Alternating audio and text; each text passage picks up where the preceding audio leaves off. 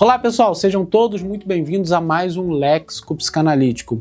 E hoje eu quero falar para vocês sobre a travessia do Freud em relação às técnicas que ele primeiramente vai empreender antes de chegar no método fundamental que é a associação livre. Vale dizer que Freud, médico, psiquiatra, neurologista, ele vai então ser direcionado para estudar em Paris com Charcot na sua pós-graduação. Jean-Martin Charcot era também um psiquiatra, um médico que trabalhava ali com pacientes ditas histéricas, né? Freud vai entrar nesse mundo principalmente porque ele queria responder à etiologia da histeria, né? Não só tratar, mas responder o porquê disso, uma vez que a sociedade pensava a histeria como mau caratismo, a medicina como loucura, a religião como um problema espiritual.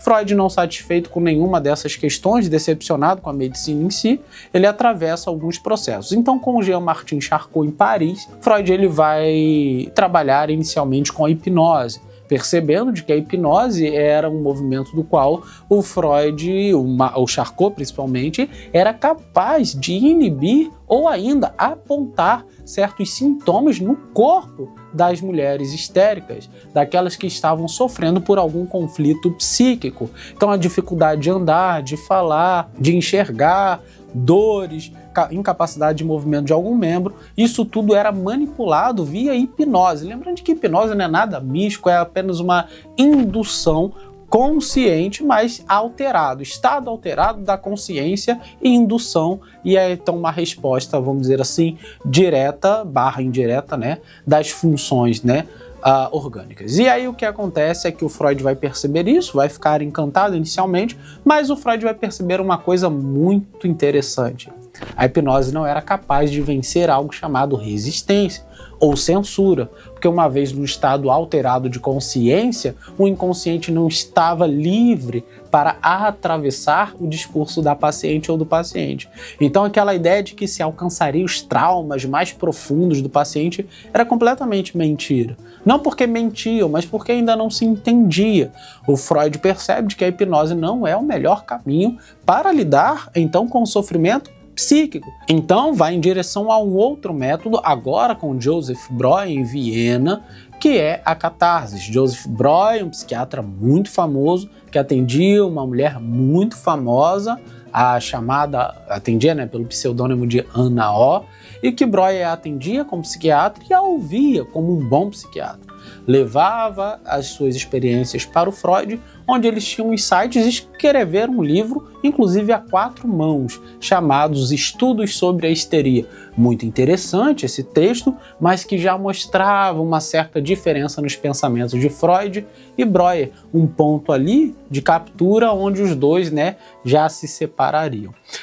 O Freud percebe que a catarse, por mais importante que seja, não era um método qual seria eficaz para lidar, de fato, com as pacientes histéricas, visto que a catarse também é um movimento hipnótico, mas mais indutivo do que a hipnose em si ou a hipnoterapia. Freud caminha para um método próprio, chamado método da pressão, onde ele trabalhava de maneira, vamos dizer assim, dialogal, conversando com o paciente, mas inferia movimentos hipnóticos, colocando a mão e dizendo, ao pressionar sua testa e soltar, você vai lembrar desse momento, daquele momento que você não está sendo capaz de lembrar agora.